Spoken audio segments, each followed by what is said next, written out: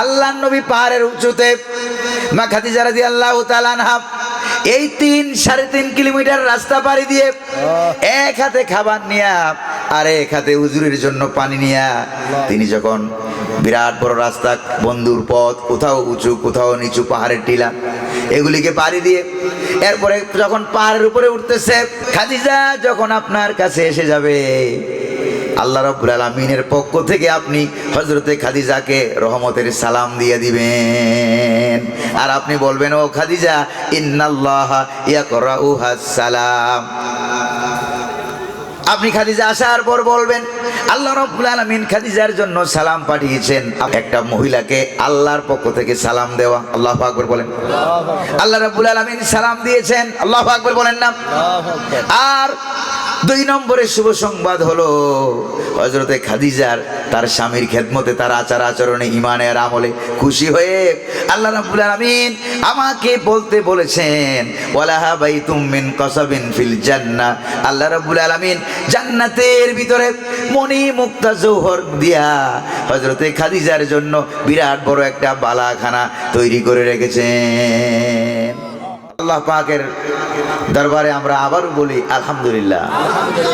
সরওয়ারে কায়নাত, সরদারে দু আলম, শামসুদ্দোহা ওয়া বদরুদ্দুজা ওয়া নূরুল হুদা নবী মুহাম্মদুর রাসূলুল্লাহ সাল্লাল্লাহু আলাইহি ওয়াসাল্লামের দরবারে আমরা দুরূদ সালাম পাঠিয়েছি।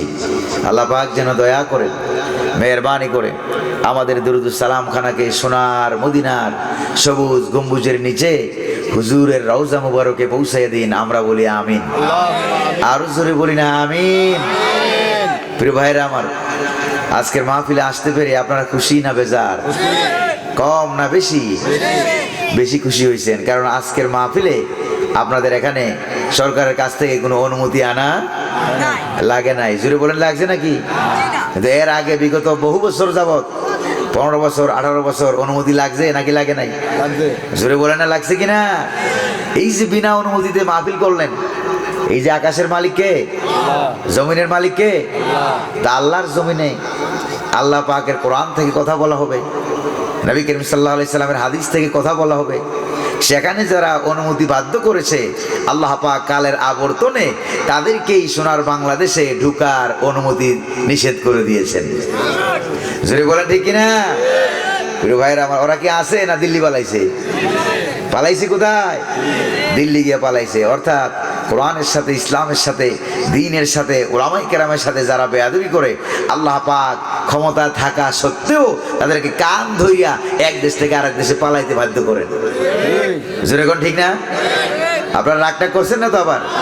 এই জন্য আমরা আজকে সরাসরি কোরআনুল কারীম থেকে কথা শুনবো। শুনতে রাজি আছেন নাকি নাই? যেই কারাগার রাজি নাই তারা একটা হাত তুলে দেখান। রাজি নাই, কয়েকজন হাত তুলছে। রাজি নাই না বুঝে নাই? আল্লাহ বুঝার তৌফিক দান করুন, বলি আমিন। আমরা বাংলাদেশের মানুষ তো, আবেগ যাই যেদিকে, আমরা যাই সেদিকে। দিন আছে কিনা, ইসলাম আছে কিনা, নামাজ পড়ি কিনা, দাড়ি টাড়ি আছে কিনা, এগুলি আমরা একটাও খেয়াল করি না। খালি আন্দাজে স্লোগান মারি, আমার ভাই তোমার ভাই, উল্লুক ভাই ভাল্লুক ভাই। ভাল্লুক ভাইয়ের চরিত্র ফুলের মতো পবিত্র, নামাজ পড়ে না, 1 ওয়াক্ত, গাঁজা টানে 5 ওয়াক্ত। সেরকম ঠিক কিনা? এই যে হাবিজাবি নেতা আছে নাকি নাই?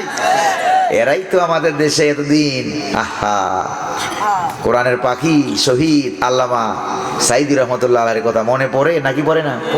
মনে পড়ে কিনা? এরকম আলেম বাংলাদেশে আরো একজন আছে? যেরকম আর কেউ আছে নাকি? ওরা পৃথিবীতে এরকম মুফাসসির একজনও কি আছে? এরকম একজনও নাই। আল্লাহ পাক যেন আজকের মাহফিলের সওয়াব থেকে একটা অংশ হুজুরের কবরে পৌঁছে দেন। আমিন। সকলে বলি আমিন। আর জোরে বলি না আমিন। 133 বছর যাবত এই মাহফিলটা হচ্ছে। এটা কি চারটেখানি কথা? আপনাদের অনেকের দাদার বাবার আমলের। জি, জোরে বলেন ঠিক না? এই 133 বছর পর্যন্ত এখানে মাহফিল হয়েছে। যারা এই মাহফিলকে প্রতিষ্ঠা করেছিলেন তারা কি আছে না কবর দেশে চলে গেছে? ওরা দোয়া করবো এই মাহফিলের শুরু থেকে যারা ছিলেন এখন বর্তমানে দুনিয়াতে নাই, আমার আল্লাহ যেন দয়া করে মেহেরবানি করে তাদের কবরগুলি জান্নাতুল ফেরদাউসের বাগান বানিয়ে দেন। আর জোরে বলি আমিন। প্রিয় ভাইরা আমার, বিতাড়িত মরদুদ শয়তানের ওয়াসওয়াসা থেকে আল্লাহ পাকের কাছে পানা চেয়ে পরম করুণাময়, অতীব দয়ালু আল্লাহ পাকের নামে চলেন, আমরা শুরু করি। আল্লাহ পাক যেন তার এই নগণ্য অযোগ্য গোলামকে তৌফিক দান করুন। ওয়ামা তৌফিকি ইল্লা বিল্লাহ। বলুন আমার সাথে, আউযু বিল্লাহি মিনাশ শাইতানির রাজিম, বিসমিল্লাহির রাহমানির রহিম। ইয়া أيها النبي إنا أرسلناك شاهدا ومبشرا ونذيرا وداعيا إلى الله بإذنه وسراجا منيرا। صدق الله العظيم। মহাগ্রন্থ পবিত্র কোরআনুল কারীমের 33 নম্বর সূরা, নাম হলো সূরা আল আহজাব। আয়াত সংখ্যা 73, রুকুর সংখ্যা 9। নবী করিম সাল্লাল্লাহু আলাইহি সাল্লামের মক্কা শরীফ থেকে হিজরত করে মদিনায় যাওয়ার পর এই সূরা নাজিল হওয়ার কারণে কোরআনিক সায়েন্স, উসুলে তাফসীর এর পরিভাষায় মুফাসসিরিনে কেরাম এটাকে বলেছেন মাদানী সূরা। জোরে বলেন না কি সূরা? মাদানী সূরা। এই সূরার 45, 46 নম্বর আয়াত দুটি আমরা আপনাদের সামনে তেলাওয়াত করেছি।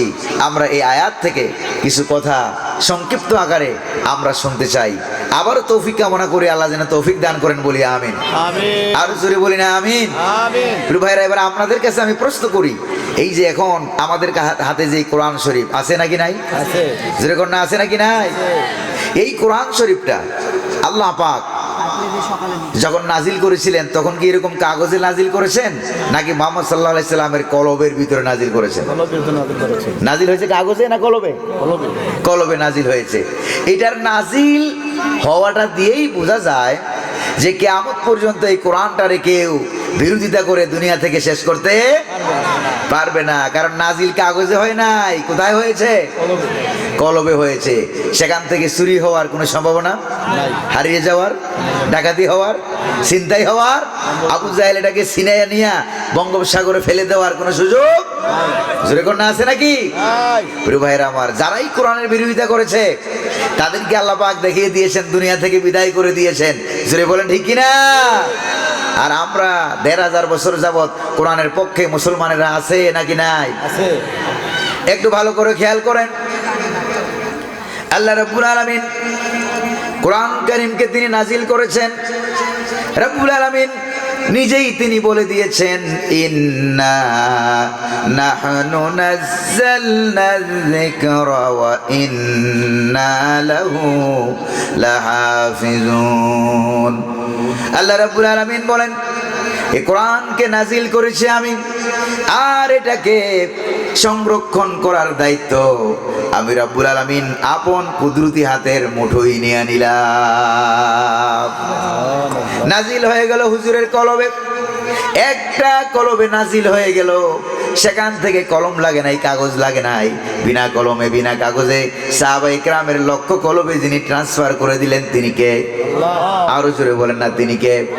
প্রিয় ভাইরা আমার, এরপরে সেখান থেকে তাবিন তাবে তাবিন আস্তে আস্তে 1500 বছরের ব্যবধানে এসে গোটা পৃথিবীতে বর্তমানে 5 কোটির উপরে কোরআনুল কারীমের হাফেজ রয়েছে। কত কোটি? বাংলাদেশে আছে 25 লাখের আরো বেশি। আল্লাহু আকবার কোন? তো কয়জন ধরবা, কয়জন মারবা, কয়জন জেল খেলায় নিবা, কয়জন ফাঁসির কাছে ঝুলাবা? ঝুলাতে ঝুলাতে তাম পৃথিবীর ফাঁসির দড়ি শেষ হয়ে যাবে, মুসলমানদের কল্লা দেওয়া শেষ হবে না। জোরে বলেন ঠিক কিনা? প্রয়োজনে দ্বীনের জন্য, কোরআনের জন্য প্রয়োজনে কল্লা বিলিয়ে দেব, জান বিলিয়ে দেব। আপনারা কি রাজি আছেন? কারা কারা রাজি আছেন? তো হাত উঁচু করে স্লোগান দিয়ে আল্লাহর দেখান। নারে তাকবীর, আল্লাহু আকবার, নারে তাকবীর, আল্লাহু আকবার। ইসলামের শত্রুরা হুঁশিয়ার, সাবধান। ইসলামের শত্রুরা হুঁশিয়ার, সাবধান। প্রিয় ভাইরা আমার, তাহলে কিয়ামত পর্যন্ত কোরআনুল কারীমকে কেউ শেষ করতে পারবে না। যারা আছে শেষ করার জন্য ওরাই শেষ হয়ে যায়। আবু জাহেল, আবু লাহাব, উতবা, সাইবা, ওয়ালিদ ইবনে মুগিরা, আর আমার বাংলাদেশে যারা 17-18 বছর কোরআনের সাথে বেয়াদবি করেছে তাদেরকে আল্লাহ পাক শেষ করে দিয়েছেন। জোরে বলেন ঠিক না? প্রিয় ভাইরা আমার, সেই কোরআনুল কারীম থেকে আপনাদের সামনে আয়াত তেলাওয়াত করেছি। হুজুরের সম্পর্কে কোরআনুল কারীম যার কাছে নাজিল হয়েছে, এই প্রিয় নবী মুহাম্মদুর রাসূলুল্লাহ সাল্লাল্লাহু আলাইহি ওয়াসাল্লামের 5টা গুণাবলী এই আয়াতে বর্ণনা করা হয়েছে। জোরে বলেন না কয়টা? আরো জোরে বলেন না কয়টা? সেই গুণাবলী সম্পর্কে 5টা গুণাবলী যতটুকুন আমরা আলোচনা করতে পারি ততটুকুন আলোচনা করে আমরা যাব। প্রিয় ভাইরা আমার, আপনাদের এলাকায় আজকে নাকি মাহফিলের পরে আবার জানাজাও আছে, একটা লোক ইন্তেকাল করেছে। জোরে বলেন ঠিক কিনা? গত সপ্তাহে মুন্সিগঞ্জ গিয়েছিলাম, যাই দেখি মাহফিল কমিটির যিনি প্রধান ছিলেন তিনি মাহফিলের আগের রাত্রে ইন্তেকাল করেছেন, তাকে কবর দেওয়া হয়েছে। একবারে মাহফিলটা যেখানে, সেই মাহফিলের মাঠের এক কর্নারে তাকে কবর দেওয়া হয়েছে। তখন ওনারা বললো আমাদেরকে, হুজুর ইনি যে কবর এখানে দেওয়া হয়েছে মাহফিলের কোনায়, উনি কি মাহফিলটা দেখতে পাবে কিনা, মাহফিলটা শুনতে পাবে কিনা?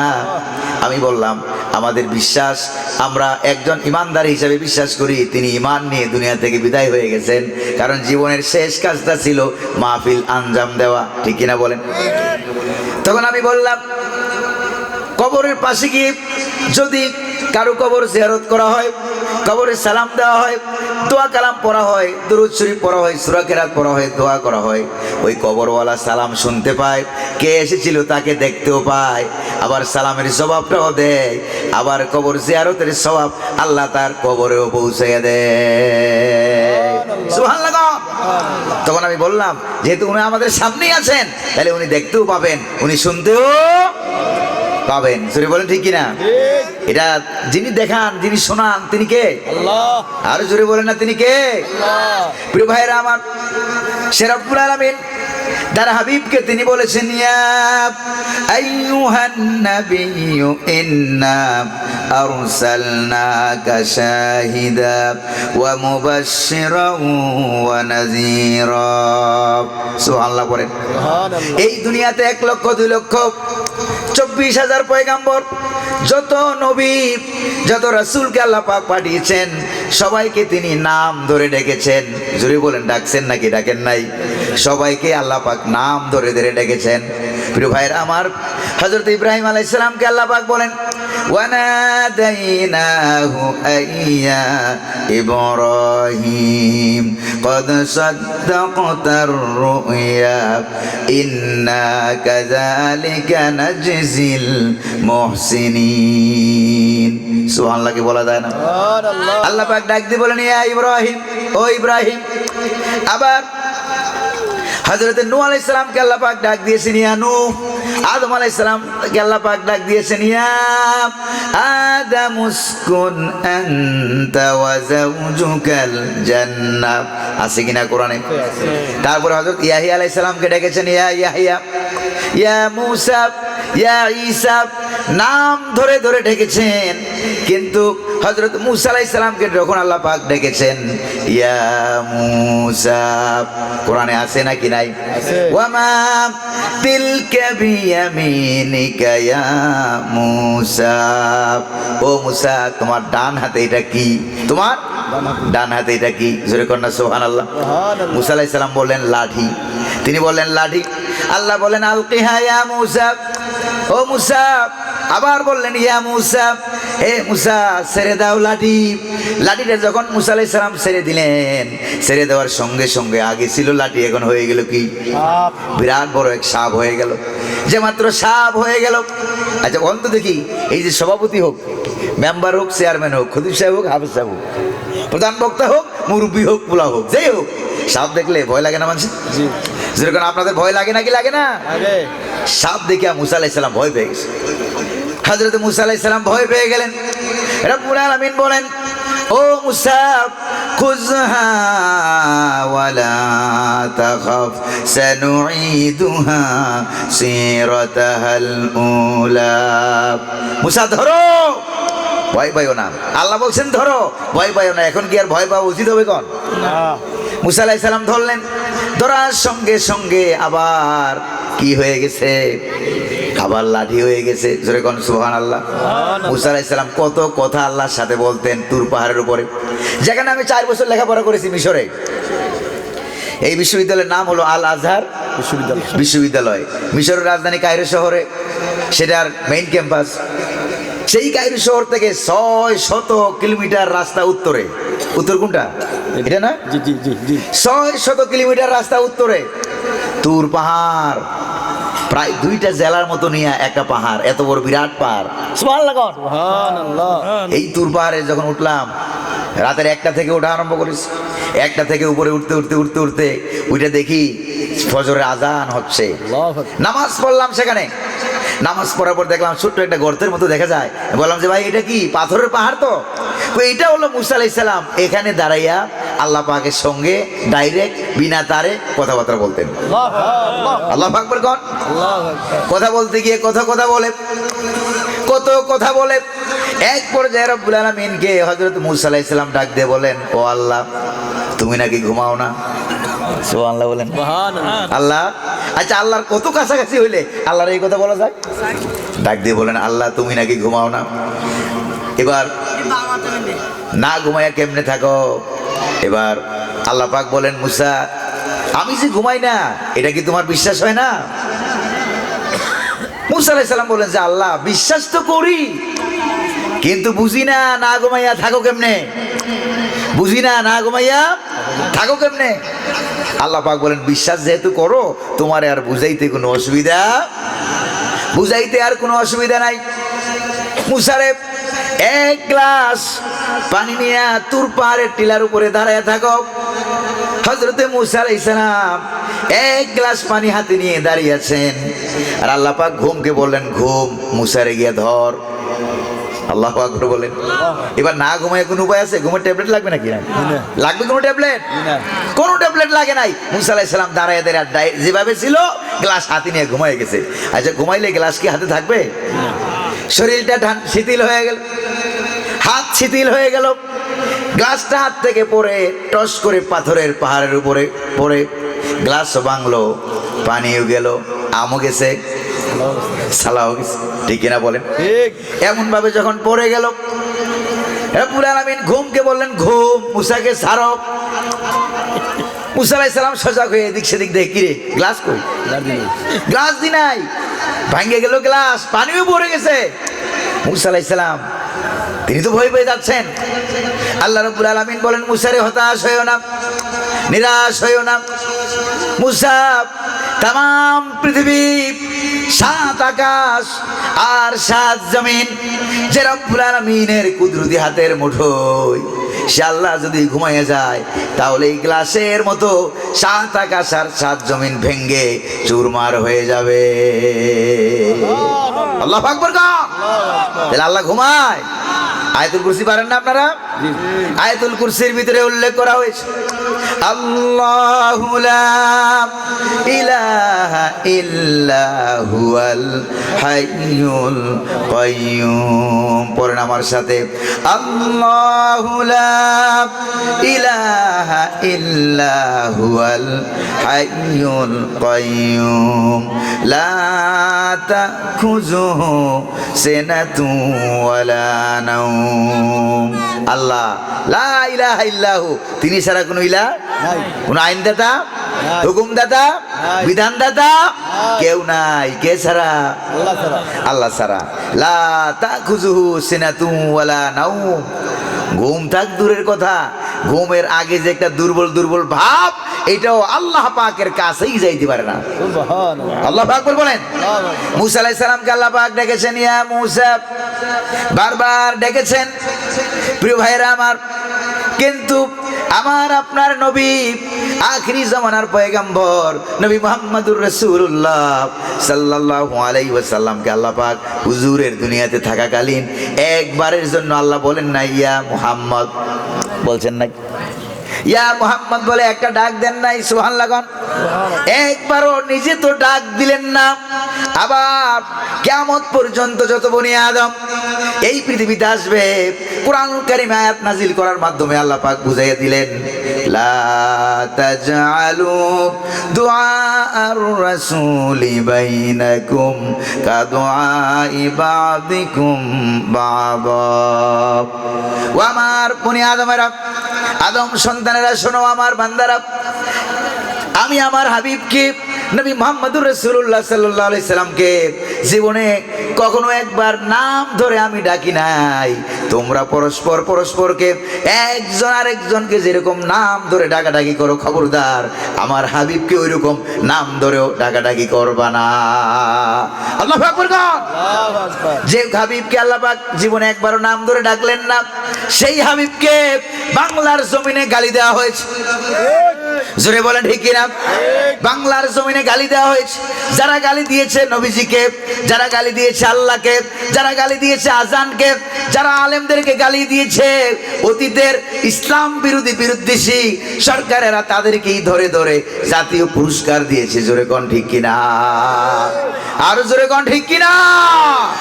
প্রিয় ভাইরা আমার, এবার যেমন কুকুর তেমন মুগুর নিয়ে যখন ছাত্র সমাজ রাস্তায় নেমে গেছে, আল্লাহু আকবার। আল্লাহু আকবার। যেমন কুকুর কেমন মুগি? তেমন মুগুর নিয়ে যখন ছাত্র সমাজ রাস্তায় নেমে গেছে, তখন আর টিকতে পারে নাই। ওই যে কোরআনের পাখি শহীদ আল্লামা দেলোয়ার হোসেন সাইদি রহমতুল্লাহ আলাইহি তিনি বলেছিলেন, বেশি লাভালাভি করবে না, সাথে আল্লাহর সাথে আল্লাহর হাবিবের সাথে বেয়াদবি করে তারাও বাংলার জমিনে থাকতে পারবে না। আপনারা কি তাদেরকে থাকতে দিবেন? আপনারা কি দিবেন? কারা কারা দিবেন না তারা একটু হাত তুলে দেখান। নারায়ে তাকবীর। আল্লাহু আকবার। প্রিয় ভাইরা আমার, এটা শাহজালালের দেশ। জোরে বলেন ঠিক কিনা? ঠিক। এটা মুহাম্মদুর রাসূলুল্লাহ সাল্লাল্লাহু আলাইহি সাল্লামের উম্মতের দেশ। এখানে অন্য কোনো হাবিজাবি জিনিস এখানে চলবে না। জোরে বলেন চলবে? অন্য কোনো হাবিজাবি জিনিস এখানে চলবে না। প্রিয় ভাইরা আমার, প্রিয় ভাইরা আমার, যেই নবীকে আল্লাহ পাক জীবনে একবারও নাম ধরে ডাকলেন না, তবে এবার মনে মনে প্রশ্ন হতে পারে আপনাদের, নবীজিকে আল্লাহ পাক যখন ডাকার প্রয়োজন হয়েছে তখন কিভাবে ডেকেছে? প্রশ্ন হতে পারে কিনা? প্রশ্ন হতে পারে। ডাকার তো প্রয়োজন অবশ্যই হয়েছে, তখন কিভাবে ডেকেছেন দেখেন। আজকে যে আয়াত থেকে আমরা বলছি সে আয়াতটাও প্রমাণ করে, যখন নবীজিকে ডাকার প্রয়োজন হয়েছে তখন আল্লাহ পাক বলেছেন, ইয়া আইয়ুহান নবী, ও আমার নবী, সুবহানাল্লাহ, ইয়া আইয়ুহার রাসূল, ও আমার রাসূল। নবী বলে ডেকেছেন, রাসূল বলে ডেকেছেন। আবার আল্লাহ নবী চাদর গায়ে দিয়ে রয়েছেন। কত বড় আপন হলে পরে এবার আল্লাহ রাব্বুল আলামিন ডাক দিয়ে বলেন, ইয়া আইয়ুহাল মুদ্দাসসির, ও চাদরওয়ালা শোনো। সুবহানাল্লাহ। কি বলা? চাদরওয়ালা। আচ্ছা কোন তো দেখি, কত কাছাকাছি হইলে পরে আল্লাহ পাক তার প্রিয় হাবিবকে ডাক দিচ্ছেন, ও চাদরওয়ালা। আবার ডাক দিচ্ছেন, ইয়া আইয়ুহাল মুযাম্মিল কুমিল লাইলা ইল্লা কালিলা। সুবহানাল্লাহ পড়েন। আবার ডাক দিয়ে বলেন, ও কম্বলওয়ালা শোনো। সুবহানাল্লাহ পড়েন। দাঁড়িয়ে যাও, নামাজে দাঁড়িয়ে যাও, তাহাজ্জুদ দাঁড়িয়ে যাও, কারণ তাহাজ্জুদ নামাজকে আমি আপনার জন্য অতিরিক্ত দিয়া দিলাম। উম্মতের জন্য হইল সুন্নত নফল, আর আপনার জন্য হইল ফরজ। আল্লাহু আকবার বলেন না? কে ঘোষণাকার?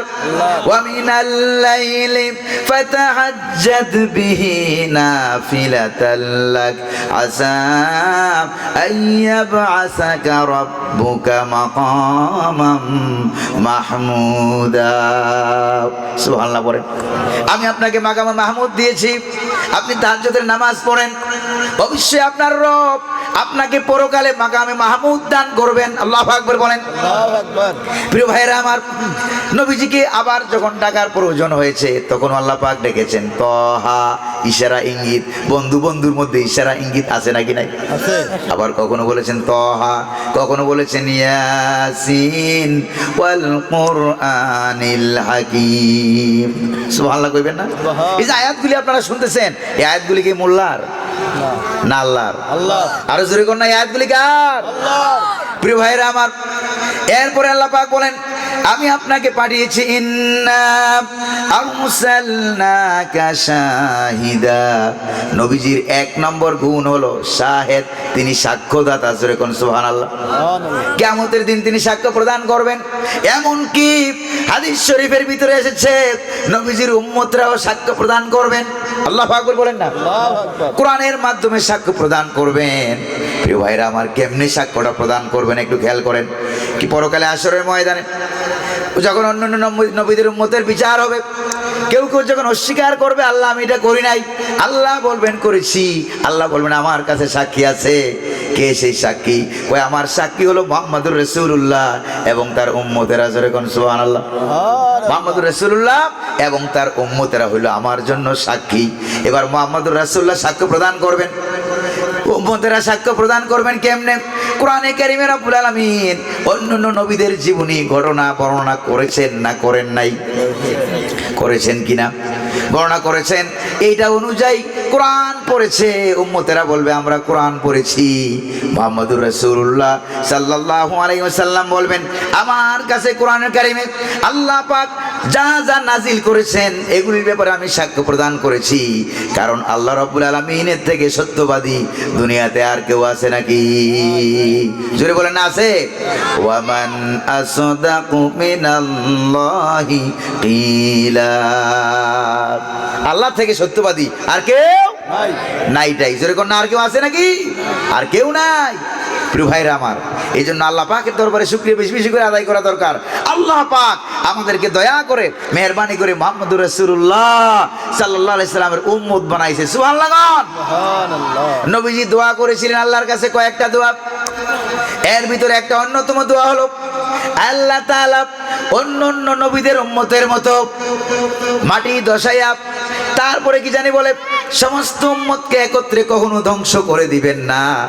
আল্লাহ পাক বলেন হাবিব আমি আপনার দোয়া কবুল করলাম, আপনার সকল উম্মতকে একত্রে আমি আযাব আর গজব দিয়া দুনিয়া থেকে শেষ করে ফেলবো না। দোয়া কবুল হয়েছে নাকি হয় নাই? দোয়া কবুল হয়ে গেল। শুধু দোয়া কবুল হয়েছে ব্যাপারটা এরকম না। আল্লাহ পাক কোরআনুল কারীমে আয়াত নাজিল করে দিলেন ওয়ামা কানাল্লাহু লিউআযিবাহুম ওয়া আনতা ফীহিম।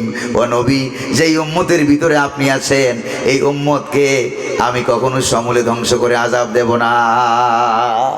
আল্লাহু আকবার। এটা হলো নবীজির 1 নম্বর বৈশিষ্ট্য। 2 নম্বর বৈশিষ্ট্য হলো ইয়া পড়েন না ইয়া আইয়ুহান নাবিয়্যু ইন্না আরসালনাকা শাহিদা ওয়া মুবাশশিরান ওয়া নাযীরা। নবীজির 2 নম্বর বৈশিষ্ট্য হলো মুবাশশিরা, শুভ সংবাদদাতা। সুবহানাল্লাহ। সুবহানাল্লাহ। তিনি শুভ সংবাদ দিবেন। কিসের সুখবর দিবেন? এত আল্লাহ নবীর জীবনে শুভ সংবাদের কোনো অভাব নাই। আছে নাকি? জোরে কর। কোনো অভাব নাই। নবীজি ছিলেন হেরা গুহায় ধ্যানে মগ্ন থাকতেন। জিবরিল আলাইহিস সালাম এসে গেলেন। কোরআনুল কারীমের আয়াত 5টি আয়াত নাজিল হয়ে গেল। এই 5টি আয়াত নাজিল হওয়ার মাধ্যমে আল্লাহ পাক তার হাবিবকে নবী এবং রাসূল বানিয়ে দিলেন। জোরে কর না সুবহানাল্লাহ। এই 5 আয়াত নিয়ে মুহাম্মদ সাল্লাল্লাহু আলাইহি সাল্লাম চলে এলেন, বাড়ি ফিরে এলেন। এসে সর্বপ্রথম কালিমার দাওয়াত দিলেন নিজের প্রিয়তমা স্ত্রী উম্মুল মুমিনিন বিশ্ব জননী হযরত খাদিজা রাদিয়াল্লাহু তাআলা আনহা। নবীজি দাওয়াতরা দিয়ে দিলেন। বললেন খাদিজা রে, আমাকে রব্বুল আলামিন নবী বানিয়েছেন, রাসূল বানিয়েছেন। আমি আখিরি জামানার পয়গাম্বর। তুমি আমার কালেমা পড়ো। দুনিয়াবি আল্লাহকে বাদ দিয়ে যাদের পূজা করা হয়, অর্চনা করা হয়, যা করা হয় এগুলিকে পরিত্যাগ করো। আল্লাহ হযরতে খাদিজা রাদিয়াল্লাহু তাআলা আনহা যখনই হুজুর দাওয়াত দিলেন, দাওয়াতটা পেয়ে কত সেকেন্ড দেরি করেছেন আপনারা বলেন? কাল বিলম্ব করেন নাই, 1 মুহূর্ত দেরি করেন নাই। সঙ্গে সঙ্গে বলেছেন ইয়া রাসূলুল্লাহ, ইয়া হাবিবাল্লাহ, আপনার সাথে যখন আমার বিবাহ হয়েছে তখন আপনার বয়স 25, আমার বয়স 40।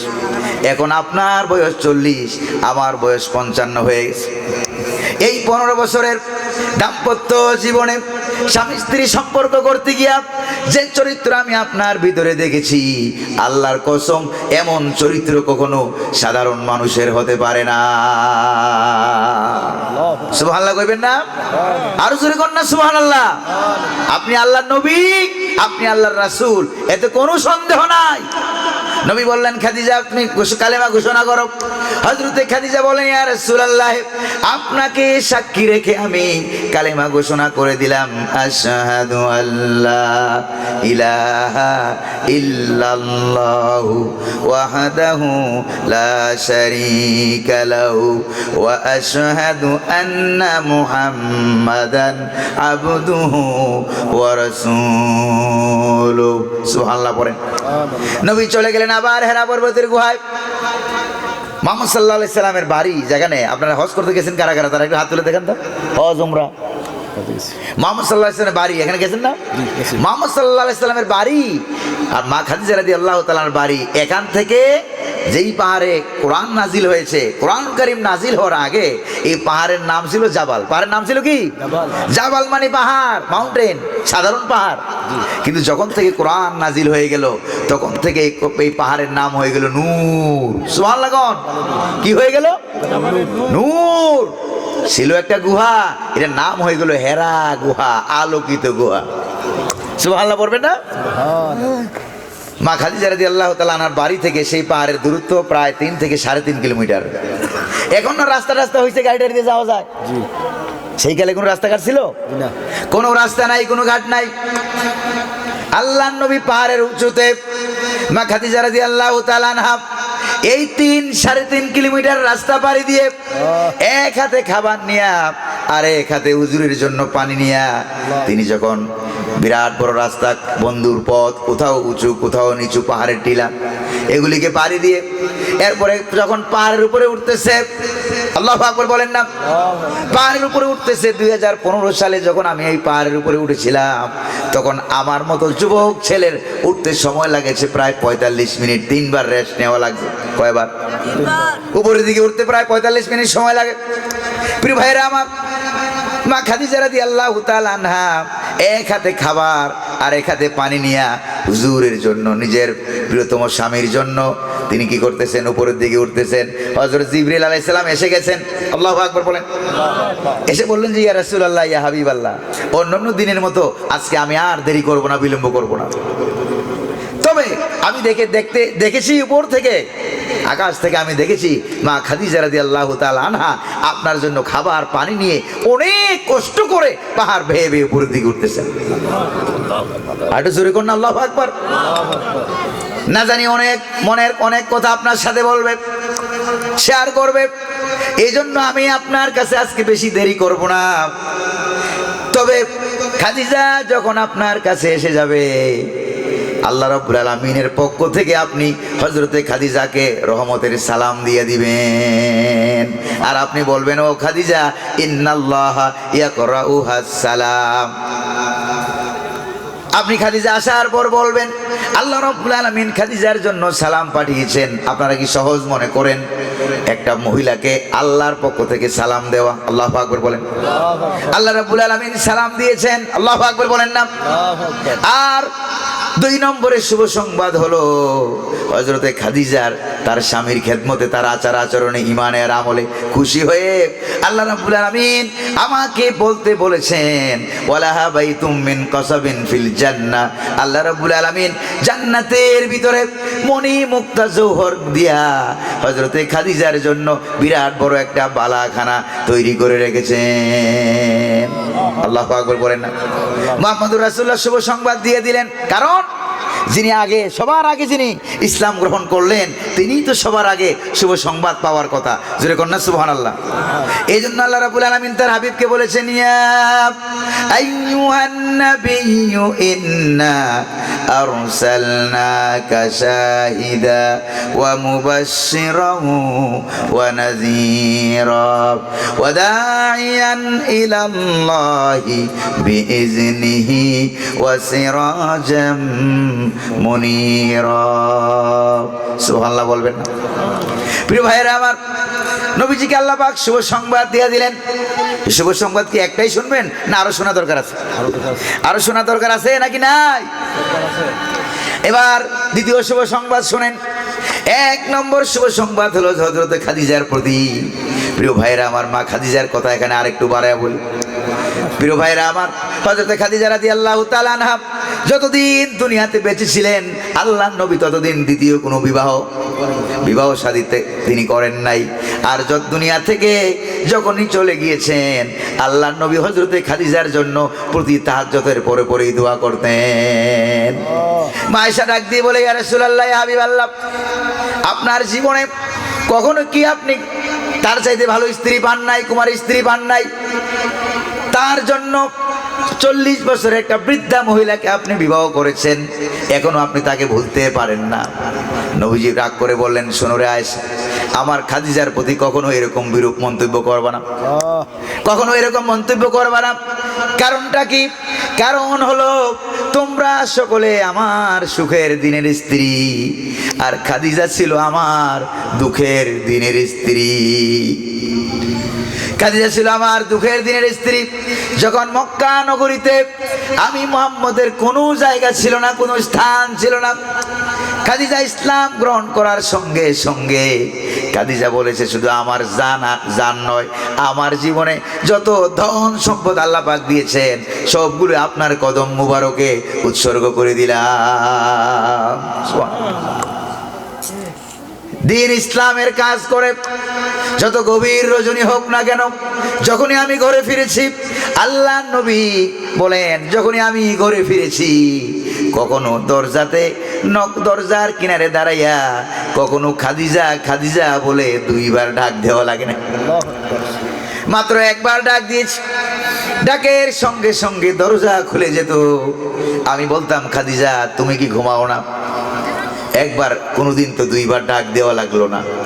হযরত খাদিজা বলেন, ইয়া রাসূলুল্লাহ, ইয়া হাবিবাল্লাহ, দিন রাত ভর দিন ইসলামের দাওয়াতি কাজ করে করে রাতের বেলায় ক্লান্ত শ্রান্ত হয়ে যখন আপনি আমার দরজায় এসে খাদিজা খাদিজা বলে বারবার করে ডাকতে থাকবেন, আশেপাশে কাফের বেদিনেরা শুনে ফেলবে, আপনার উপরে অত্যাচার আরো বাড়াইয়া দেবে।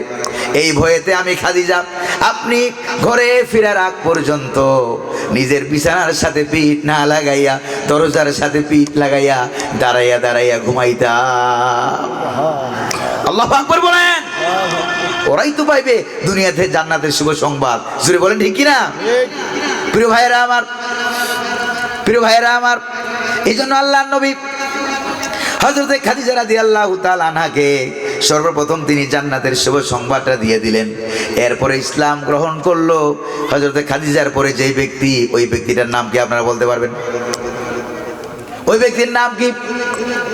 হযরত আবু বকর সিদ্দিক রাদিয়াল্লাহু তাআলা আনহু, তিনি ইসলাম গ্রহণ করলেন। নবী যখন দাওয়াত দিলেন, আবু বকর, আল্লাহ তো আমাকে নবী রাসূল বানিয়েছেন। হযরত আবু বকর ডাক দিয়ে বলেন, ইয়া রাসূলুল্লাহ, ইয়া হাবিবাল্লাহ, 20 বছরের বন্ধুত্ব আমার আপনার সাথে। কত বছরের? 20 বছরের বন্ধুত্বের জীবনে কোনোদিন তো আপনার ভিতরে কোনো মিথ্যা পাই নাই, কোনো প্রতারণা পাই নাই। আপনি যে আল্লাহর নবী কোনো সন্দেহ নাই, কারণ সাধারণ মানুষের এমন ব্যবহার হইতে পারে না। আল্লাহু আকবার বলেন। আল্লাহু আকবার। 2 নম্বরে ইসলাম গ্রহণ করলেন হযরত আবু বকর সিদ্দিক রাদিয়াল্লাহু তাআলা। নবীজি মেরাজ থেকে ফিরে এলেন। ফিরে এসে কাবা শরীফের চত্বরে আল্লাহর নবী কাবার দেয়ালে হেলান দিয়ে বসে আছেন। শুনতেছেন নাকি আপনারা? বিরক্ত হয়ে গেছেন মনে হয়। কাবা শরীফের সাথে হেলান দিয়ে বসে আছেন।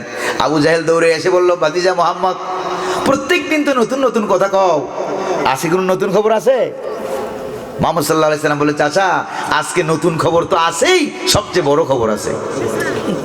আল্লাহু আকবার বলতে পারলেন না? বিরাট বড় খবর আছে আজকে। কি সেই খবর? কই যে শেষ রাত্রিতে জিবরিল আলাইহিস সালাম আসলো, আইসা আমারে ঘরের থেকে ঘুম থেকে উঠাইয়া তারপরে যা যা করার করিয়া তারপরে আমাকে মসজিদে আকসায় নিয়ে গেল। সেখান থেকে সকল পয়গাম্বররা এলো, তাদেরকে আমি ইমামতি করে 2 রাকাত নামাজ পড়াইলাম। এরপরে মেরাজ নামক সিঁড়ি এলো, নুরানি সিঁড়ি, এটার উপরে চড়ে 7 আকাশ সফর করলাম। নবীদের সাথে কথাবার্তা হলো, আল্লাহ পাকের সাথে কথাবার্তা হলো। কেবলমাত্র আইসা এখানে ফজরের নামাজ পড়ে বসলাম, সকালের নামাজ পড়ে বসলাম, আল্লাহু আকবার বলবেন। আল্লাহু আকবার।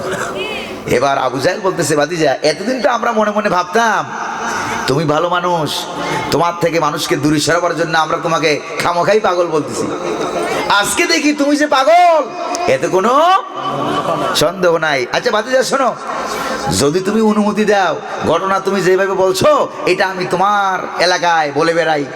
কই যে চাচা বলে বেড়ান, কোনো অসুবিধা নাই। আল্লাহু আকবার বলেন। আল্লাহু আকবার। কারণ মুহাম্মদ সাল্লাল্লাহু আলাইহি সাল্লাম নিজেই যেটা বলতেন, এটা যদি আবু জাহেল বলে দেয় ভালো হয় না খারাপ হয়? ভালো হয়। অনেক ভালো হয়। এবার আবু জাহেল মনে মনে ভাবলো ইট ইজ হাই টাইম, এটাই আসল সময়। দৌড়ে চলে গেল আবু বকরের কাছে, গিয়ে বলে, আবু বকর শুনছো? কইছে কি? একদিন তো মোহাম্মদকে অনেক ভালো মনে করতাম, যদিও মানুষদেরকে দূরে সরাবার জন্য তাকে আমরা পাগল বলতাম।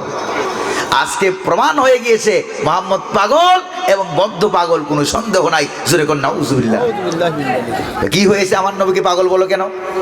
কয় সকালবেলা নাকি জিবরিল আলাইহিস সালাম ভোর রাত্রে আইসা এই ঘটনা, সাত আকাশ। আচ্ছা তুমি বলো তো দেখি, মক্কা শরীফ থেকে তারপরে ফিলিস্তিনে বাইতুল মুকাদ্দাস আসা আর যাওয়া কমপক্ষে 1.5 মাস সময় লাগে। কয় মাস? 1.5 মাস। সেই কালের যানবাহন অনুযায়ী 1.5 মাস সময় লাগে।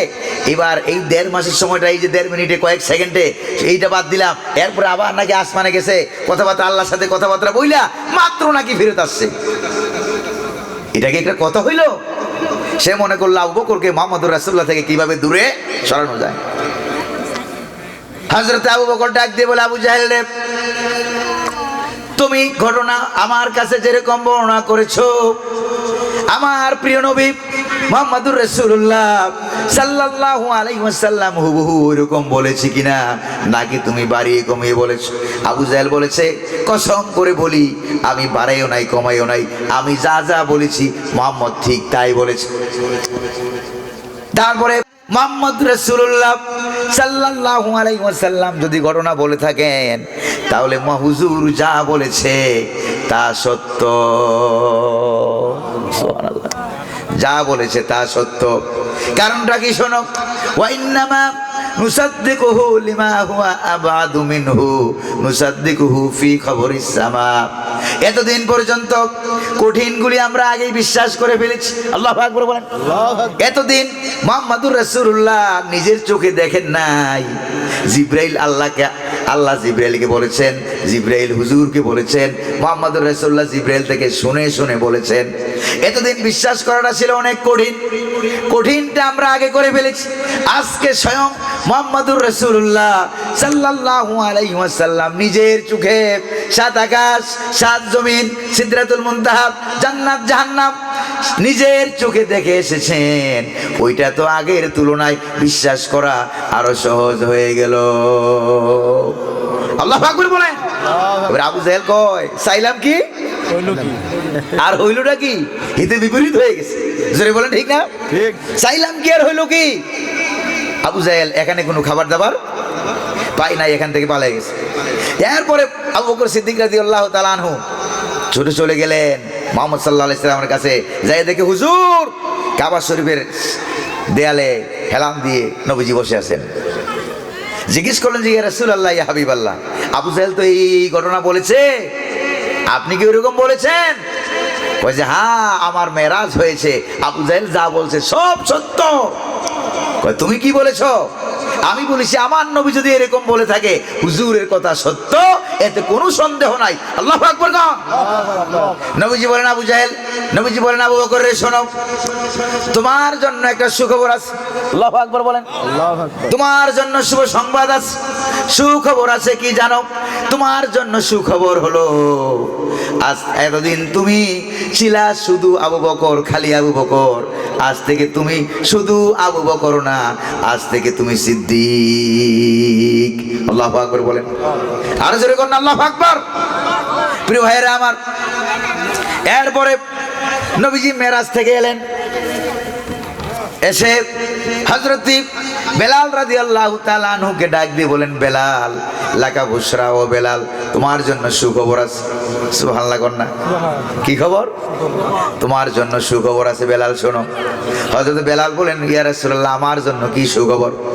নবীজি বলে ডাক দিয়ে বলেন, বেলাল হযরত জিবরাইল যখন আমাকে জান্নাত দেখাতে নিয়ে গেল, জান্নাতের ভিতরে আমি একা একা ঘুরছি, তখন আমি জান্নাতের ভিতরে দেখতে পেলাম তুমিও আমার সাথে ঘুরছো, এমনকি তোমার দুই পায়ের জুতার আওয়াজ আমি নিজ কানে শুনতে পেয়েছি। সামিতু কুরআতান আলাইকা ফিল জান্নাহ, সুবহানাল্লাহ। তোমার দুই পায়ের জুতার আওয়াজ আমি সেখানে শুনতে পেয়েছি। বেলাল কি আমল করে বলো, কি আমল করে বলো? হযরত বেলাল বলেন, ইয়া রাসূলুল্লাহ, ইয়া হাবিবাল্লাহ, আমল যা আমি করি তা তো আপনি জানেন, তা তো আপনি দেখেন।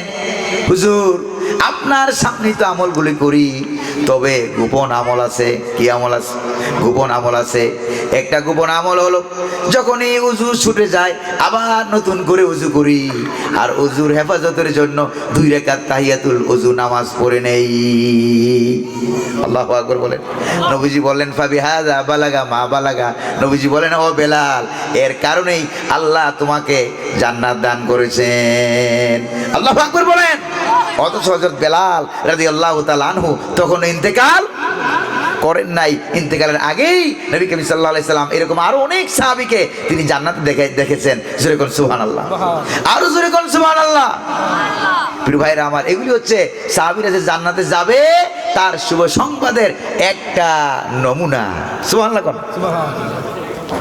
প্রিয় ভাইরা আমার, এরপরে নবী করিম সাল্লাল্লাহু আলাইহি ওয়াসাল্লাম জীবনের শেষ এসে একটা শুভ সংবাদ দিয়ে দিলেন, কারণ তাকে আল্লাহ পাক শুভ সংবাদদাতা হিসাবে দুনিয়াতে পাঠিয়েছেন। ইয়া আইয়ুহান নাবিয়্যু ইন্না আরসালনাকা শাহিদা ওয়া মুবাশশিরান ওয়া নাযীরা ওয়া দাঈয়ান ইলাল্লাহি বিইজনিহি ওয়া সিরাজাম মুনীরা।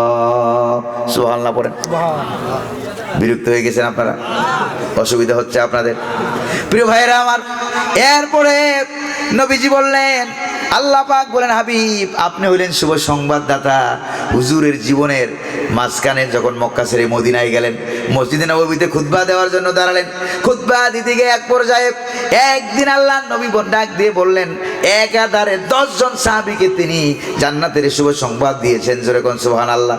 খুতবা দিতে গিয়ে হুজুর বলেন, আবু বকর ফিল জান্নাহ, উমর ফিল জান্নাহ, উসমান ফিল জান্নাহ, আলী ফিল জান্নাহ, এইভাবে করে 10 জনকে শুভ সংবাদ দিয়ে দিলেন।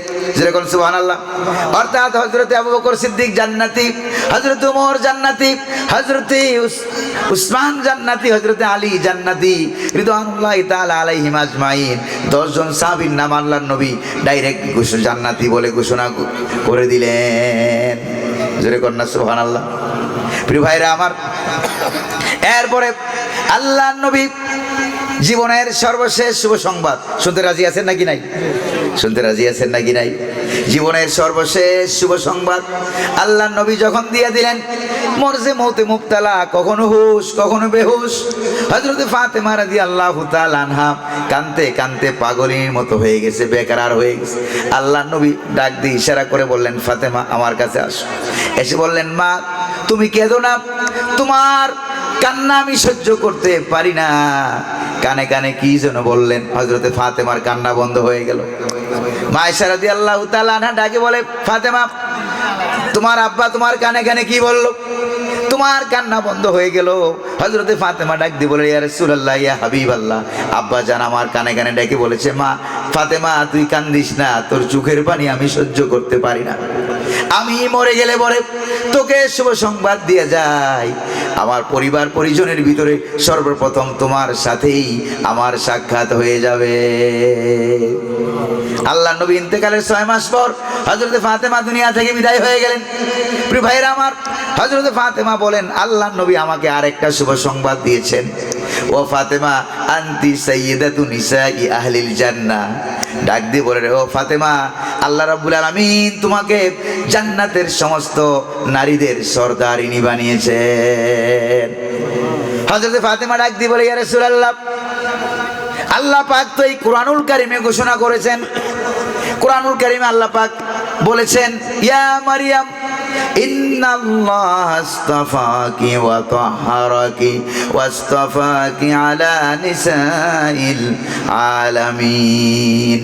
আল্লাহ পাক বলেছেন, ও মরিয়ম, তোমাকে আল্লাহ পাক তামাম দুনিয়ার সমস্ত নারীদের উপরে আল্লাহ পাক তোমাকে নির্বাচিত করেছেন, তোমাকে সর্দারিনী বানিয়েছেন। হযরত ফাতেমা বললেন, যে রাসূলুল্লাহ, আল্লাহ তো কোরআনে বলেছেন মরিয়ম হচ্ছে দুনিয়ার সমস্ত নারীদের সর্দারিনী, তা আপনি তো আমাকে বললেন আমি নাকি জান্নাতের সমস্ত নারীদের সর্দার, তো মরিয়মও তো জান্নাতে যাবে, মরিয়মের অবস্থা হবে কি?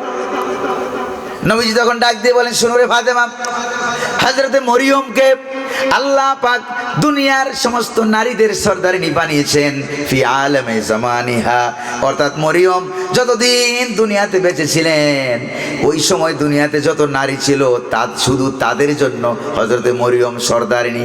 আল্লাহু আকবার বলেন।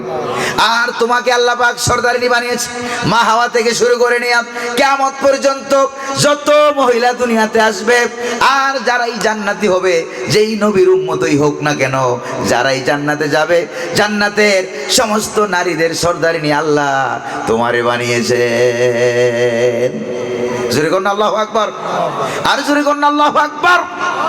প্রিয় ভাইরা আমার, আল্লাহর নবী তো এখন দুনিয়াতে নাই, এরপরে আল্লাহর নবী শুভ সংবাদ দেয় নাকি দেয় না? কিয়ামত পর্যন্ত যত মানুষ দুনিয়াতে আসবে, নর হোক নারী হোক, যারাই দুনিয়াতে আসবে ঈমান আর আমল নিয়ে, ঈমান নিয়ে যারা মৃত্যুবরণ করতে পারবে আর আমল যাদের ভালো হবে তাদের সম্পর্কে হুজুরের জবানে আল্লাহ পাক ঘোষণা দিয়েছেন কোরআনে কারিমে। কি শুনেন? ইন্নাল্লাযীনা আমানু ওয়া আমিলুস সলিহাতি কানাত লাহুম জান্নাতুল ফিরদাউসি নুজুলা। সুবহানাল্লাহ। কোন যারা ঈমান আনবে আর ভালো ভালো কাজ করবে, এই নিয়ে যদি মারা যায় তাদের জন্য আল্লাহ রাব্বুল আলামিন বলেছেন জান্নাতুল ফেরদাউসকে তাদের জন্য আপ্যায়ন স্বরূপ, হাদিয়া স্বরূপ আল্লাহ পাক পেশ করে দিবেন। জোরে কোন সুবহানাল্লাহ। প্রিয় ভাইরা আমার, এইটা গেল সবার জন্য, সমস্ত ইমানদারদের জন্য ঘোষণা। সুবহানাল্লাহ কোন না? তবে ঈমান নিয়ে মরতে হবে, ঈমান নিয়ে মরতে হবে, হুজুরের আনুগত্য করতে হবে, হুজুরকে ভালোবাসতে হবে, হুজুরকে মহব্বত করতে হবে। হুজুর যা জানান করেছেন, ওয়ামা আতাকুমুর রাসূলু ফাখুযুহু ওয়ামা নাহাকুম আনহু ফান্তাহু। আল্লাহ রাব্বুল আলামিন বলেছেন, আমার নবী আল্লাহর কাছ থেকে যা যা নিয়ে এসেছেন সেগুলিকে তোমরা মান্য করো, যা থেকে নিষেধ করেছেন এগুলি থেকে তোমরা বিরত থাকো। প্রিয় ভাইয়েরা আমার, এই জন্য আল্লাহর নবীজি বলেছেন, প্রিয় ভাইয়েরা আমার, এই জন্য আল্লাহর নবীজি বলেছেন আমার নবীকে আনুগত্য করো। শুধু নবীকে ভালোবাসি জবান দিয়ে বললে হবে না, কাজে কর্মে প্রমাণ করতে হবে। জোরে বলেন ঠিক কিনা? কাজে কর্মে প্রমাণ করতে হবে। ইয়া রাসূলুল্লাহ, ইয়া হাবিবাল্লাহ, আপনারা আমরা অনেক ভালোবাসি। জোরে বলেন ঠিক কিনা? কাজে কর্মে প্রমাণ করতে হবে। যদি কাজে কর্মে প্রমাণ করতে পারেন তাহলে কি হবে শোনেন। কুল ইন কুনতুম তুহিব্বুনাল্লাহ ফাত্তাবিউনি ইউহিব্বুকুমুল্লাহ ওয়া ইয়াগফির লাকুম যুনুবাকুম ওয়াল্লাহু গফুরুর রহিম। সুবহানাল্লাহ বলেন। নবীকে আল্লাহ পাক বলেন, নবী আপনি বলে দিন, তোমরা যদি আমাকে ভালোবাসতে চাও, তাহলে তোমরা যদি আল্লাহকে ভালোবাসতে চাও তাহলে হুজুরের আনুগত্য করো, হুজুরকে মহব্বত করো, হুজুরের আনুগত্য করো, হুজুর যা যা বলে তা তা করো, হুজুর যা যা থেকে নিষেধ করে তা তা থেকে বেঁচে থাকো। তাহলে আল্লাহ রাব্বুল আলামিন তিনিও তোমাদেরকে ভালোবাসবেন। আর আল্লাহ পাক যাকে ভালোবাসবেন তার আমল নামায় রাব্বুল আলামিন কোনো গুনাহ রাখবেন না। আল্লাহ পাক বলেন না, জীবনে যত গুনাহ করেছিলে সমস্ত গুনাহ খাতা রাব্বুল আলামিন ক্ষমা করে দিবেন, তিনি সব গুনাহ খাতা মাফ করে দিবেন। যেরকম সুবহানাল্লাহ। শুধু তাই না, বিশ্বকবি কবি সম্রাট डॉक्टर इकबाल रहमतुल्लाह अलैह बोलें कि मोहम्मद से वफा तूने तू हम तेरे हैं कि मोहम्मद से वफा तूने तू हम तेरे हैं ये जहाँ चीज हो किया लौहो कलम तेरे हैं मोहम्मद सल्लल्लाहु अलैहि সাল্লামের আনুগত্য যদি করতে পারো মহব্বত করতে পারো ভালোবাসতে পারো আমল যদি করতে পারো তাহলে এই দুনিয়ার আকাশ আর জমিন তো দূরের কথা লৌহ কলম পর্যন্ত আল্লাহ তোমার সম্মানকে বুলন্দ করে দিবেন আরো জোরে কোন সুবহানাল্লাহ আল্লাহকে যে পাইতে চায় পড়েন আল্লাহকে যে পাইতে চায় হযরতকে ভালোবেসে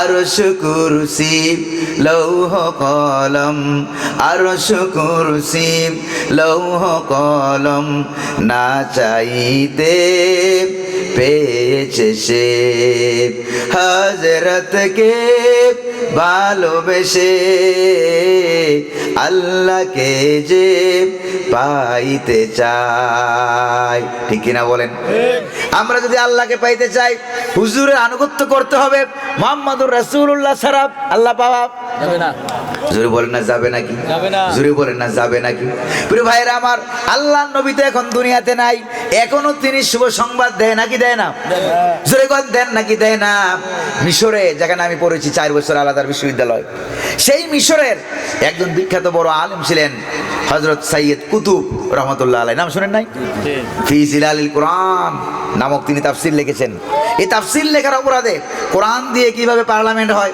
মেম্বার হয় চেয়ারম্যান হয় এমপি হয় মন্ত্রী হয় কোরআন দিয়ে কিভাবে কি হয় রাষ্ট্র চালায় সেই কথা তিনি তার তাফসীরে উল্লেখ করেছেন আল্লাহু আকবার বলেন আল্লাহু আকবার প্রিয় ভাইরা আমার এইটা তিনি উল্লেখ করার অপরাধে মিশর তৎকালীন জামাল আব্দুল নাসের ধর্ম নিরপেক্ষতাবাদের গোলাম দজাদারি ইউরোপ থেকে ধর্ম নিরপেক্ষ মতবাদ সেকুলারিজম এনে সে মিশরে কায়েম করেছিল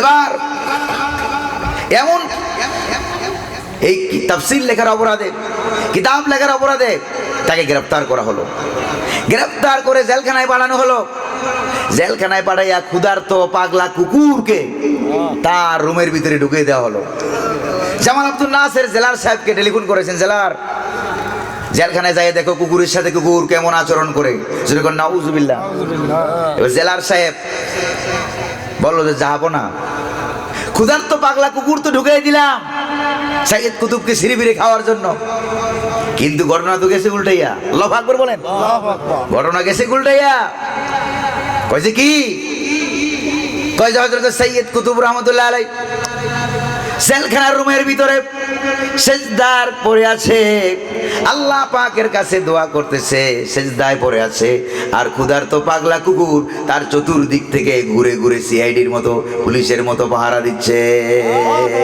আল্লাহু আকবার বলেন প্রিয় ভাইরা আমার তার মানে হলো জালেম শাসক সৈয়দ কুতুবকে চিনতে পারে নাই অথচ জালেম শাসক সৈয়দ কুতুবকে চিনতে পারে নাই কিন্তু একটা নিকৃষ্ট প্রাণী যাকে আমরা বলি কুকুর সে কিন্তু চিনতে পেরেছে না পারে নাই চিনছে না চিনে নাই প্রিয় ভাইরা আমার ইসলামী আন্দোলন করার অপরাধে কোরআনের রাষ্ট্র হবে এই রাজনীতি করার অপরাধে আমার প্রিয় জন্মভূমি সোনার বাংলাদেশে যাদেরকে ধরে ধরে ফাঁসির কাস্টে ঝুলানো হয়েছে জোরে বলেন ঠিক কিনা যাদেরকে ধরে ধরে ফাঁসির কাস্টে ঝুলানো হয়েছে আমার মনে হয় আল্লাহর নবী যদি আজ দুনিয়ায় বেঁচে থাকতেন তাহলে আল্লাহর নবী তাদের ব্যাপারেও ডাইরেক্ট জান্নাতের শুভ সংবাদ দিয়ে দিতেন জোরে বলেন ঠিক কিনা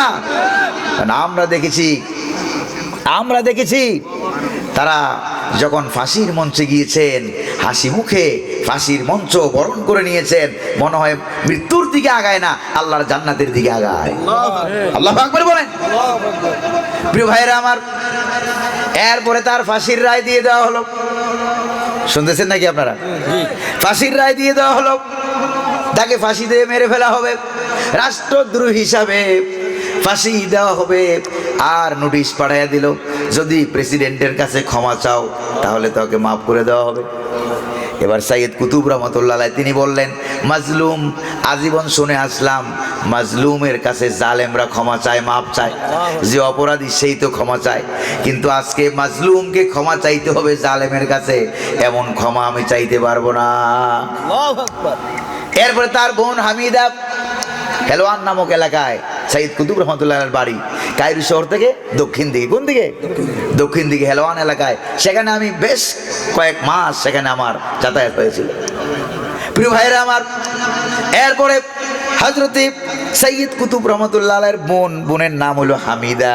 হামিদাকে পাঠাইয়া দিল। হামিদা এবার গিয়ে বলল, ভাই সরকার বলেছে যদি আপনি মাপ চান আপনাকে ক্ষমা করে দেওয়া হবে, এই কথা বলেছে। প্রস্তাব দিয়ে যখন পাঠানো হলো, হযরতে সাইয়েদ কুতুব তখন বললেন, হামিদারে শোনো, গত রাত্রি আমি যখন তাহাজ্জুদের নামাজ পড়ে হালকা একটু যখন শুয়েছিলাম, আমার হালকা হালকা ঘুম লেগে গেছে।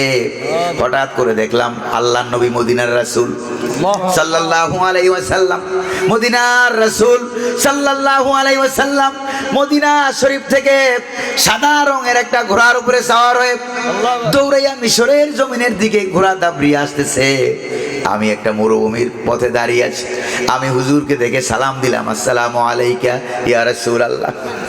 হুজুরকে দেখে আমি সালাম দিলাম, আর আল্লাহর নবী ঘোড়া থেকে নামলেন।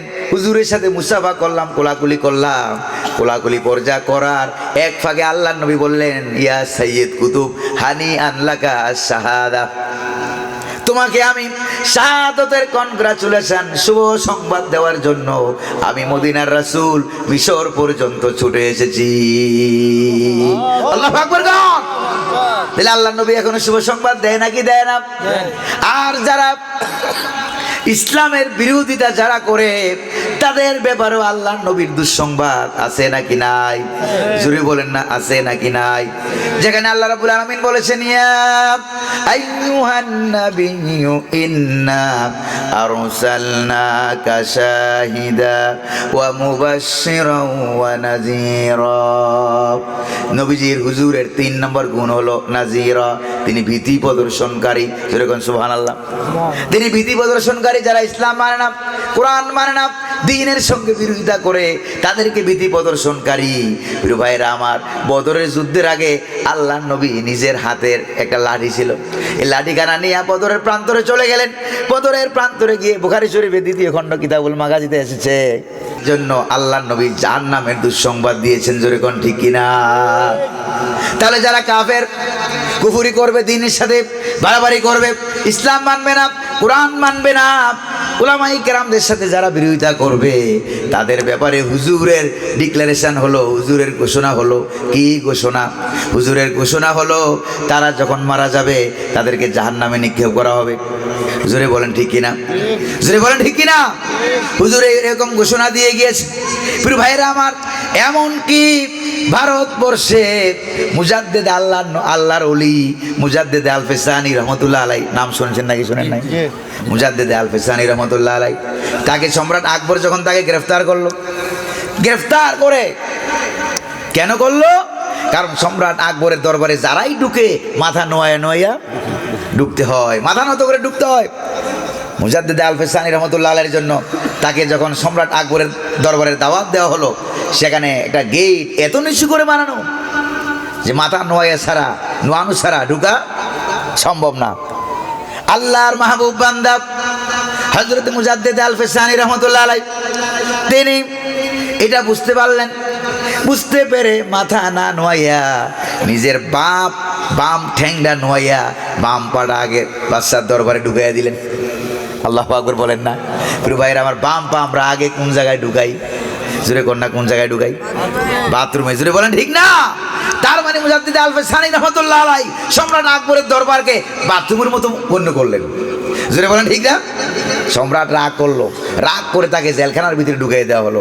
যেই তাকে জেলখানার ভিতরে ঢুকাই দেওয়া হলো, জেলখানার ভিতরে ঢুকাই দোকানে দেওয়ার পর সম্রাট আকবর রাতের বেলায় যখন ঘুমায় গেছে তখন দেখে নবী মুহাম্মদুর রাসূলুল্লাহ সাল্লাল্লাহু আলাইহি সাল্লাম স্বপ্নের মধ্যে দেখা দিচ্ছে।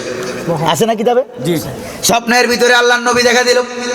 দেখা দিয়ে সম্রাট আকবর যখন নবীকে সালাম দিল, নবীজির চেহারা মুবারক দেখতে পারে নাই। সম্রাট আকবর নবীজির পিছন দিয়ে দেখেছে, চেহারা মুবারক দেখতে পারে নাই। হুজুর, আপনি কি আমার চেহারা দেখাবেন না? কয় দেখাবো না। তোর মতো শাসককে আমি দেখাবো না। চেহারা আমি দেখাবো না। কেন চেহারা দেখাইলেন না?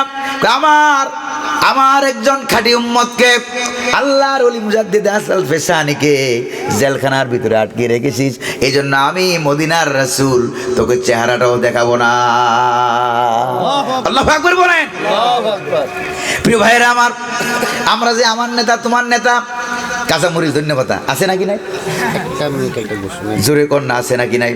প্রিয় ভাইরা আমার, আপনাদের এলাকায় একজন ইন্তেকাল করে, ওনার নাম কি? ওনার নাম কি? জনাব মোহাম্মদ ধনু মিয়া। দেখছেন পোস্টারেও নাম আছে, পোস্টারেও কি আছে? পোস্টারেও নাম আছে জনাব মরহুম মোহাম্মদ ধনু মিয়া। ওনার জানাজা আজকেরই মাহফিলে এখন থেকে 20 মিনিট পর রাত 11টায় এই ময়দানেই অনুষ্ঠিত হবে। জনাব মোহাম্মদ ধনু মিয়ার সাহেবের জানাজার নামাজ এখানেই অনুষ্ঠিত হবে। মুনাজাতের আগে আগে এখানেই অনুষ্ঠিত হবে। আপনারা যারা ওনার জানাজায় শরীক হতে চান, অতি সত্বর রেডি হয়ে মাহফিলের ময়দানে চলে আসুন। আল্লাহ যেন আসার তৌফিক দান করে বলি আমিন। আরো জোরে বলি না আমিন। প্রিয় ভাইয়েরা আমার, তাবারুক করছে ছেলেরা। প্রিয় ভাইয়েরা আমার, আবার আপনাদের এলাকার যুব সমাজ, যুবক ছেলেরা এখানে তাবারুকের ব্যবস্থা করেছে। আলহামদুলিল্লাহ কোন? জোরে কোন না আলহামদুলিল্লাহ। এই যুবকদের জন্য দোয়া হবে। মুনাজাতের আগেই এখানে জানাজা নামাজ হবে, এরপরে মুনাজাত হবে, এরপরে তাবারুক বিতরণ করা হবে। আল্লাহ যেন তৌফিক দান করে বলি আমিন। আরো জোরে বলি না আমিন। আরো জোরে বলি না আমিন। প্রিয় ভাইরা আমার, যাদের আরো কিছুক্ষণ সময় আপনারা বসেন, আরো অন্তত 10 মিনিট সময় বসেন, আরো 10 মিনিট সময় বসেন, বয়ান শুনেন। এরপরে আপনাদেরকে কয়েক মিনিট সময় দেওয়া হবে। যাদের উযু নাই, উযু করার জন্য কয়েক মিনিট 10 মিনিট সময় দেওয়া হবে। বলি ইনশাআল্লাহ। আরো জোরে বলি না ইনশাআল্লাহ। প্রিয় ভাইরা আমার, এরপরে রব্বুল আলামিন বলেন, আল্লাহ নবীর 4 নম্বর বৈশিষ্ট্য হলো ওয়াদাইয়ান ইলাল্লাহি বিইজনিহি ওয়া সিরাজাম মুনিরা। আল্লাহু আকবার বলেন। 4 নম্বর বৈশিষ্ট্য হলো নবী, আপনি আহ্বানকারী, আপনি দাওয়াতদাতা। নবীরা দাওয়াত দিয়েছেন কার দিকে? জোরে বলেন না, নবীরা দাওয়াত দিয়েছেন কার? নবীর দাওয়াত মানে কার দাওয়াত? নবীরা দাওয়াত দিয়েছেন আল্লাহর দিকে। নবীদের দাওয়াত মানে আল্লাহর দাওয়াত। জোরে কোন ঠিক কিনা? প্রিয় ভাইরা আমার, নবীরা অনুমতি নিয়েছেন কার? ইলাল্লাহি, আল্লাহর দিকে দাওয়াত দিয়েছেন। বিইজনিহি, আল্লাহর অনুমতি সাপেক্ষে। জোরে কোন সুবহানাল্লাহ। এই জন্য কোন নবী দুনিয়ার যখন তারা নবী হয়েছেন, রাসূল হয়েছেন, সমসাময়িক ইসলাম বিরোধী রাষ্ট্র সরকারের কাছ থেকে কোন নবী অনুমতি নিয়ে দাওয়াত দেন নাই। আল্লাহু আকবার বলেন। কারণ নবী কার? আল্লাহর। নবী কার?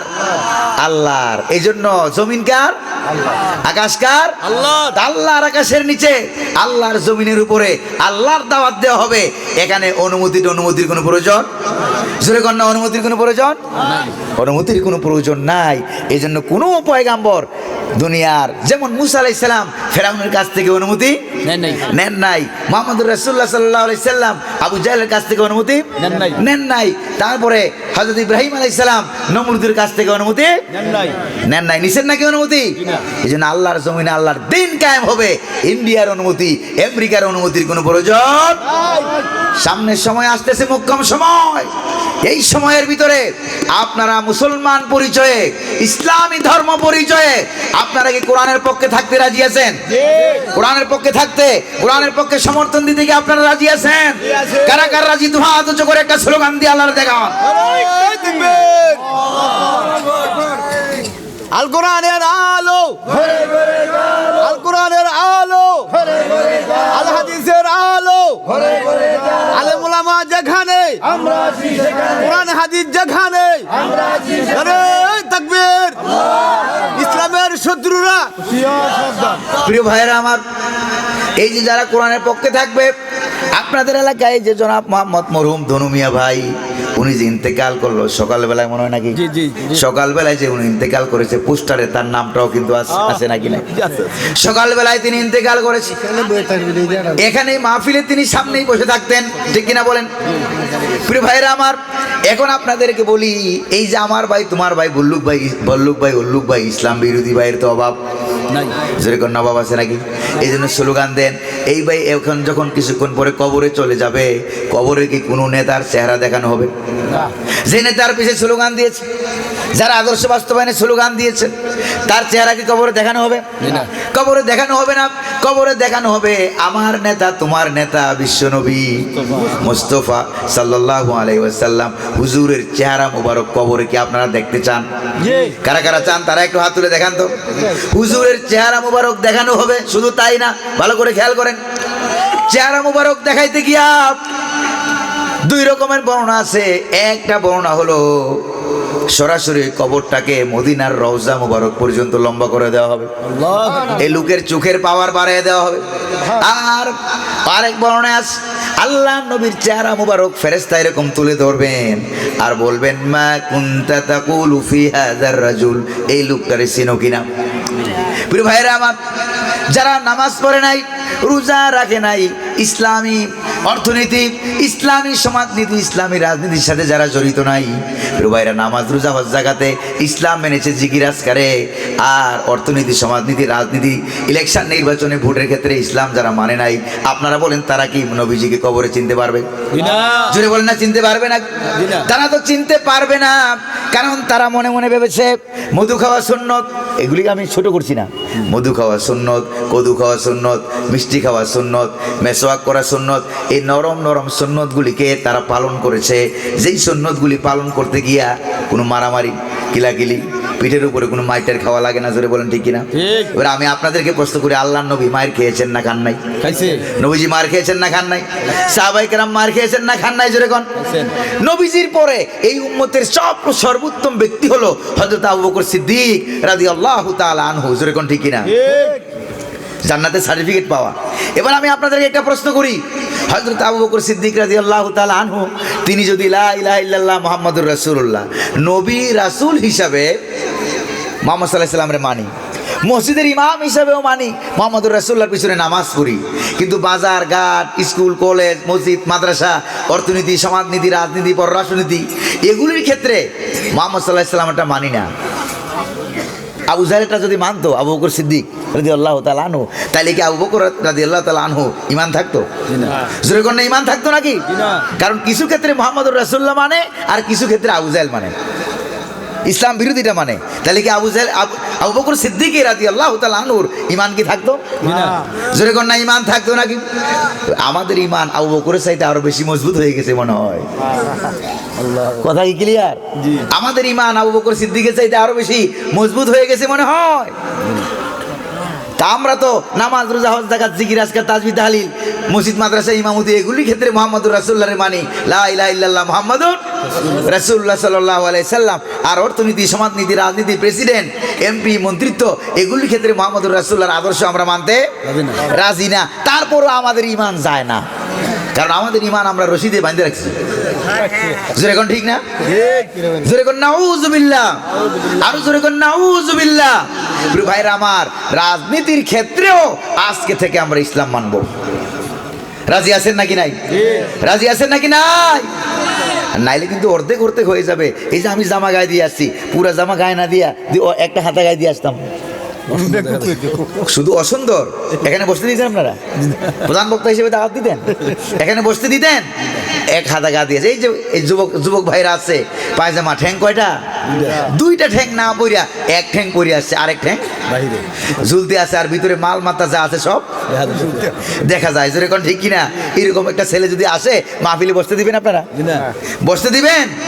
দিবেন না, বলবেন ও মাথার স্ক্রু ঢিলা ঢিলা আছে। যেরকম ঠিক কিনা? প্রিয় ভাইরা আমার, অর্ধেক জামা গায়ে দিলে যদি পাগল হয়ে যায়, অর্ধেক পায়জামা এক ঠ্যাং পড়লে যদি মাথার স্ক্রু ঢিলা হয়ে যায়, পাগল হয়ে যায়, স্টেজে জায়গা না পায়, চেয়ারে জায়গা না পায়, মাহফিলে বসতে জায়গা না পায়। এবার আমি আপনাদেরকে বলি, যারা ইসলামের এক হাত মানে আর এক হাত মানে না, এক ঠ্যাং মানে আর এক ঠ্যাং মানে না, আসলে পাগল নাকি পাগল না? কন্ত আসলে পাগল কি না? দুঃখের বিষয় হলো সত্য, এই জাতীয় লোক করে আমরা কি বানাই? মেম্বার বানাই, চেয়ারম্যান বানাই, মন্ত্রী বানাই, এমপি বানাই, যদি এখন ঠিক কিনা? ওরাও পাগল, আমরাও পাগল, ডবল পাগল। প্রিয় ভাইরা আমার, আজ থেকে আমরা 16 আনা ইসলাম মানবো, রাজি আছেন নাকি? নাই জোরে কন্যা কয় না 16 আনা। এবার কবরে যে মুহাম্মদুর রাসূলুল্লাহর চেহারা মুবারক দেখানো হবে, সেখানে যদি তায়েফের চেহারাটা দেখানো হয়, বদরের চেহারা দেখানো হয়, উহুদের দান মুবারক শহীদ হওয়া রক্তাক্ত চেহারা মুবারক যদি দেখানো হয়, কারণ রক্তাক্ত সুন্নতের সাথে যার পরিচয় নাই, সে কি মুহাম্মদুর রাসূলুল্লাহরে চিনতে পারবে? জোরে বলেন না, চিনতে পারবে নাকি? এই জন্য প্রিয় ভাইরা আমার, আমাদের বুদ্ধি অনেক বেশি। ব্যবসার ক্ষেত্রে আমরা রিস্ক নেই, ভালো করে খেয়াল করেন, ব্যবসার ক্ষেত্রে আমরা রিস্ক নেই, যে নো রিস্ক নো গেইন। ব্যবসার ক্ষেত্রে আমরা ঝুঁকি নেই, রিস্ক নেই। মাল নষ্ট হইতে পারে, গাড়ি অ্যাক্সিডেন্ট হইতে পারে, ব্যবসা মাইর খাইতে পারে, যেরকম ঠিক কিনা? ব্যবসার ক্ষেত্রে আমরা রিস্ক নেই, বিদেশ যাওয়ার ক্ষেত্রে আমরা রিস্ক নেই, বাণিজ্যের ক্ষেত্রে আমরা রিস্ক নেই। দুনিয়াবি পুকুরে মাছ আপনি চাষ করবেন, সেখানেও রিস্ক আছে নাকি নাই? জুড়ে কন্যা আছে নাকি নাই? কত রকমের অসুখ বিসুখ, আপদ বিপদ, আবার বিষ দিয়া অনেক সময় কুলাঙ্গাররা আছে মাইরেও ফেলায়, সব মাছ মাইরে ফেলায়। জোরে বলেন ঠিক কিনা? সব ক্ষেত্রে আমরা রিস্ক নেই। এবার আপনারা বলেন, দুনিয়ার ব্যবসা বাণিজ্য, অফিস আদালত, ব্যবসা বাণিজ্য, অর্থনীতি, সমাজনীতি, এগুলির চাইতে ইমানের রিস্ক বেশি না কম? কিন্তু দুঃখের বিষয় হলো, ইমানের বেলায় আমরা রিস্ক নিতে রাজি না। ইমানের বেলায় আমরা রিস্ক নিতে রাজি না, কোনো রিস্ক আমরা নেই না। অথচ নবীরা সবচাইতে বড় রিস্ক নিয়েছেন, সাহাবায়ে কেরাম সবচাইতে বড় রিস্ক নিয়েছেন, জীবন দিয়েছেন ইমান টিকিয়ে রাখার জন্য। জোরে কোন ঠিক কিনা? কিন্তু ইমানের বেলায় আমরা আসলে বলি, এই বাইরে হবি না, এই কি হবি না, বাইরে হবি না, বাইরে লোক তোদেরকে মেরে ফেলবে। ইসলামের জন্য স্লোগান দেওয়া দরকার নাই, বাইরে হওয়া দরকার নাই, ইসলামের রাজনীতি সমাজনীতি এগুলির দরকার নাই। আমরা বলি নাকি বলি না? বলি নাকি বলি না? এই রিস্ক নিয়ে যদি আমার বাংলাদেশের যুব সমাজ রিস্ক নিয়ে যদি নামতো, তাইলে কি জালেম শাসকরা দিল্লি পালাইতো? জোরে কন্যা দিল্লি পালাইতো নাকি? তাহলে রিস্ক, ইমানের রিস্কটাই সবচাইতে বড়। এই জন্য প্রিয় ভাইরা আমার, ইমানের বেলায় আমরা সর্বোচ্চ রিস্ক নেব, সামনে কোরআনের পক্ষে থাকবো, জীবন দিয়ে হলেও বাংলার জমিনে আমরা কোরআনুল কারীমের শাসন চাই। চান নাকি আপনারা? কারা কারা চান? সব দেখা হয়েছে, কোরআন আমরা এখনো দেখতে পারি নাই, দেখবো এবার। রাজি আছেন নাকি নাই? মাদেরকে, বোনদেরকে, আত্মীয় স্বজন, পাড়ায় পাড়ায়, মহল্লায় দুর্গ গড়ে তুলতে হবে। ইসলাম বিরোধীরা যারা, যাতে করে কোনোভাবেই কোরআনের বিপক্ষে দাঁড়িয়ে কোরআনকে যাতে পরাজিত করতে না পারে, এই প্রচেষ্টা করবো তো ইনশাল্লাহ। করবো আল্লাহ যেন তৌফিক দান করে, বলি আমিন।